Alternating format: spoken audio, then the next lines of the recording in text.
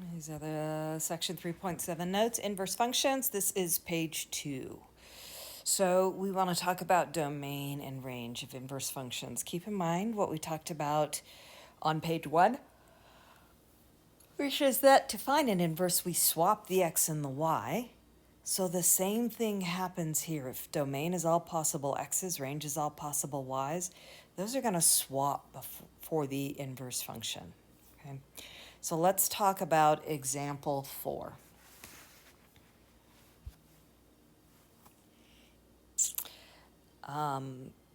We have f of x equals 2x minus 3. That is a linear equation, and let's go ahead and graph that really quick. Minus 3 means our intercept is right here.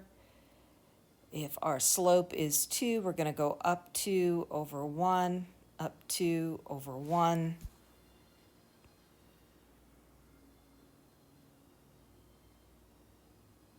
And here is ish f of x.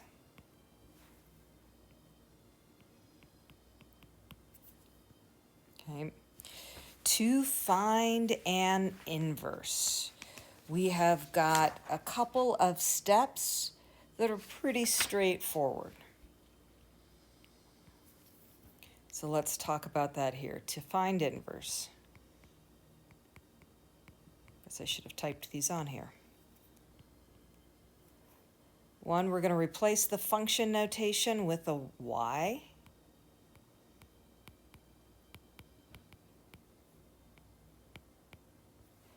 That means our f of x equals 2x minus 3 becomes y equals 2x minus 3. Then we're going to swap all the x's and y's,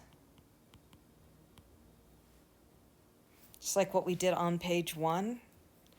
That gives me an x equals 2y minus 3. Now we're going to solve for y. I'm going to add 3 to both sides.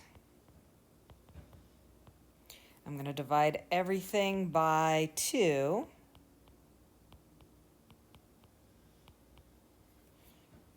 And then the last thing we're going to do is replace that y with function notation.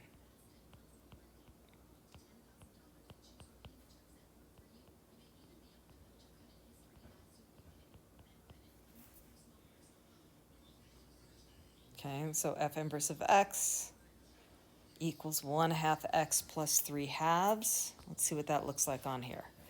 Plus 3/2, that's 1.5. We've got positive 1/2 x, so up 1 over 2, up 1 over 2.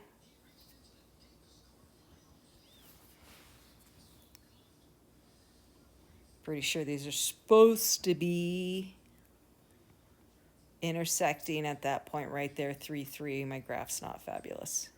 Sorry, my graph's fabulous. My pictures are not.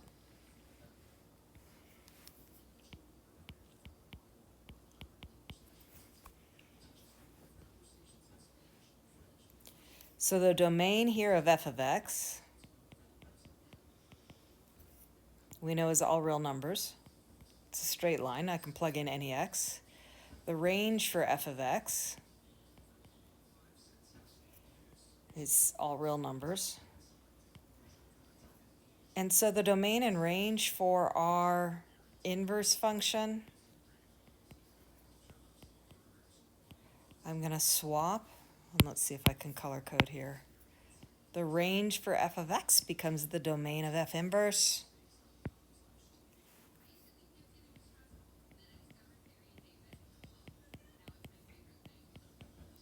And the domain of f of x becomes the range of f inverse.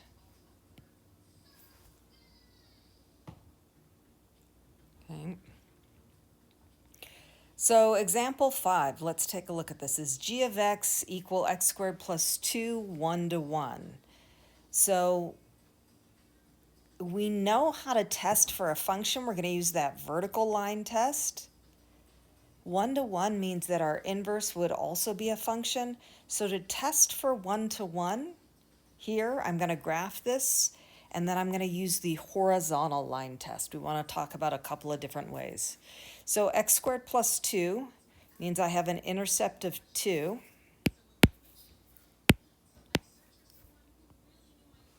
And then it's a square. So over 1 up 1 both sides, over 2 up 4.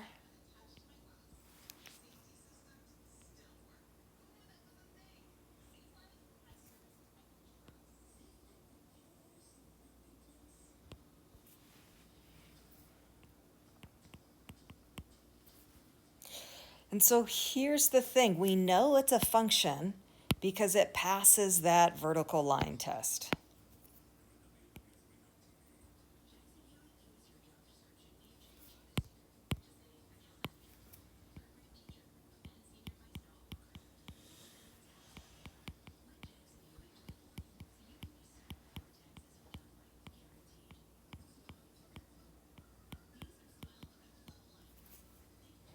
When we want to test for a one-to-one function, we use a horizontal line.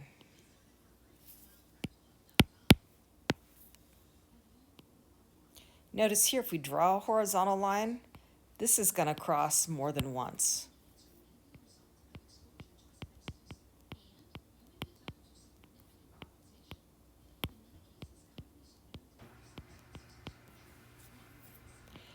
And we can see when we draw this horizontal line that this actually crosses our parabola twice.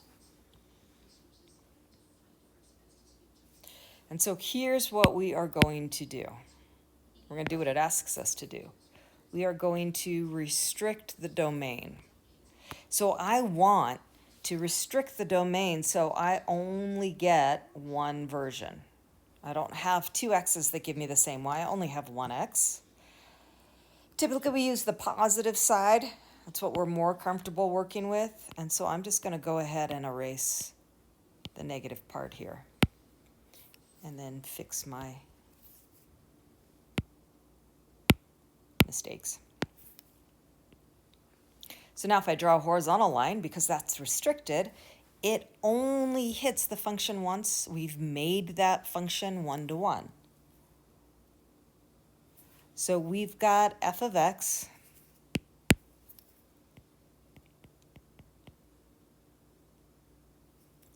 our domain includes 0, goes 0 to infinity. Our range starts at 2, goes 2 to infinity. So let's see how we find that inverse function. Same steps as above. I'm going to replace my function notation, my g of x, with a y. I'm going to swap my x and y. I'm going to solve for y.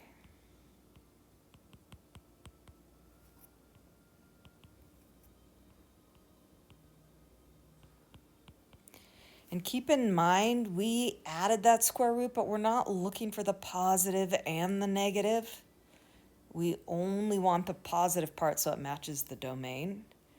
And then for 4, I'm going to replace my y with my function notation. And now I'm going to graph that. Okay? So we can take a look over here. We can talk about what the domain and range are going to look like. Domain is the range from above. So my domain is 2 to infinity. My range is the domain from above. So my range is going to be 0 to infinity. And so let's take a look at what happens when we plug this in. I plug in x equals 2. I get 2 minus 2 is 0. When I plug in x equals 3, 3 minus 2 is 1. Square root of 1 is 1. So I am getting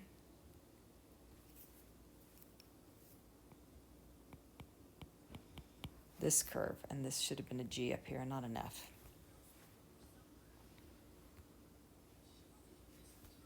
Okay. Example 6. Is h of x equal 5x minus 3 over 2x plus 1. If you are unsure of how to work with the rational functions, you definitely want to take a look at the supplemental materials. That'll explain this some. Okay. So let's talk about our domain and range here. So our domain for h of x, I got h of x. The domain is what? Negative infinity to negative 1/2. Negative 1/2 to infinity. Basically, we can use everything except for negative 1/2 because that gives us a 0 in the denominator. Our range, we're taking a look at that horizontal asymptote. We have a horizontal asymptote at 5/2. And so we got negative infinity to 5/2. 5/2 to positive infinity. If we were going to graph this, where's my negative 1? Here's my negative 1/2. I have an asymptote. Here is my 5/2. I have another asymptote. And we've got something up here. I'm not going to take the time to plug in numbers right now. Even though I could plug in 0 pretty easy, huh? 0, we get, what, negative 3? Makes sense.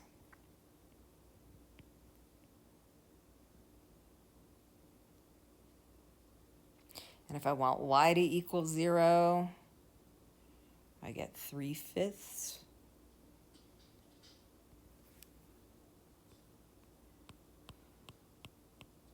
We're going to plug in the numbers that are easy, and then this is going to approach that asymptote. We're good. So here is the funky one. If we want to find the inverse of this rational function, so again, I'm going to start same thing. Y equals 5x minus 3 over 2x plus 1. I'm going to swap my x's and my y's.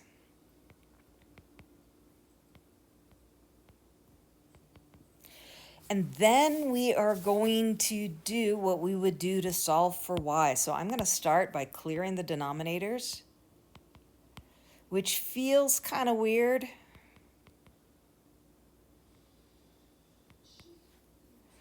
Because now I have 2y plus 1 times x, and I'm going to go ahead and multiply that out.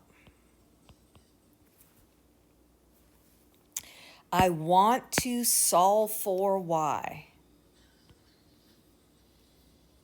So here's my note, solve for y. Which means I'm going to start by getting all of the y's on the same side and everything else on the other. I'm going to factor out a y.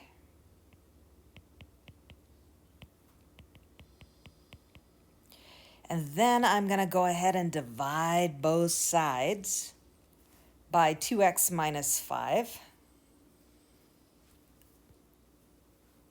With what little room I have left, y equals negative x minus 3 over 2x minus 5. And we're going to call that h inverse. Okay, now I can look at this. I know that I'm going to have a vertical asymptote at 5/2. That's what makes my denominator 0. So for h inverse of x, my domain is negative infinity to 5/2, 5/2 to infinity. My range is going to be the domain from above, negative infinity to negative 1/2, negative 1/2 to infinity. So let's take a look at where that puts us here. I got 5/2 and negative 1/2.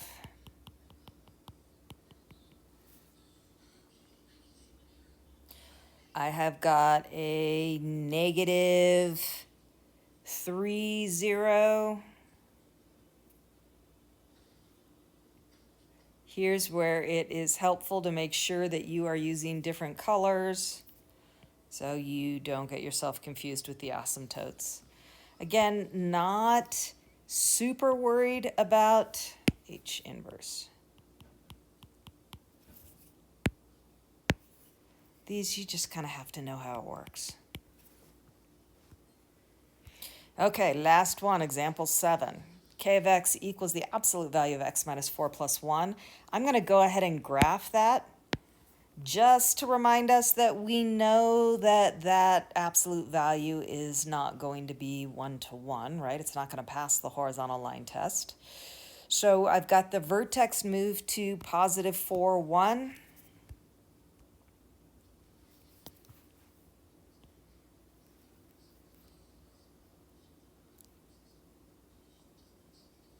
And then we've got half of our absolute value on this side. And we've got the other half on this side. Again, we want to restrict that domain so that it passes the horizontal line test, which means we are canceling or eliminating the left-hand side. Okay, so we've restricted our domain. I got K of x. The domain is positive 4 to infinity. We can figure out the range from that graph too. That's 1 to infinity. And so let's go the other way real quick. For our inverse function, our domain is going to be 1 to infinity. Our range is going to be 4 to infinity.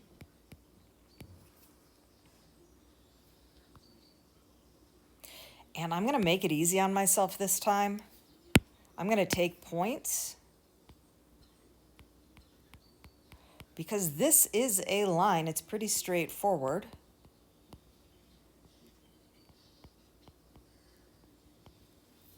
And I'm going to just swap them. So I have got 1, 4.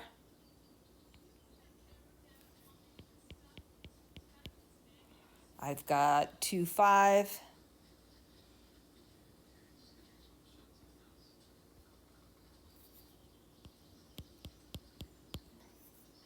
I have got 3, 6.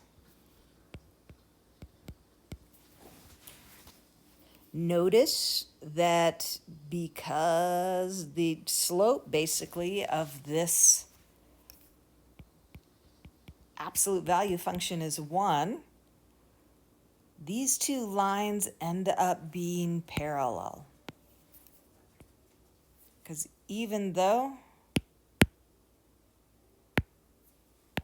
I have not mentioned it before, every function and its inverse will reflect across the line y equal x.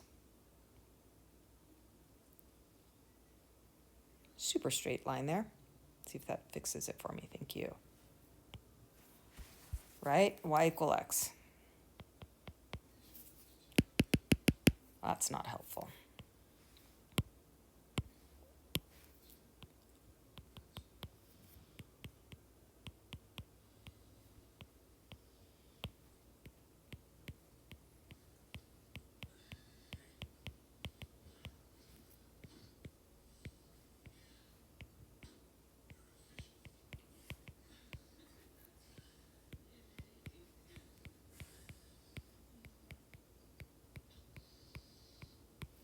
So we are going to back up here.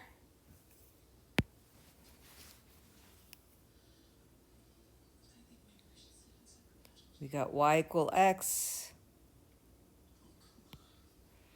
This one's not fabulous because I was not super comfortable with those rational functions. This one looks a little better.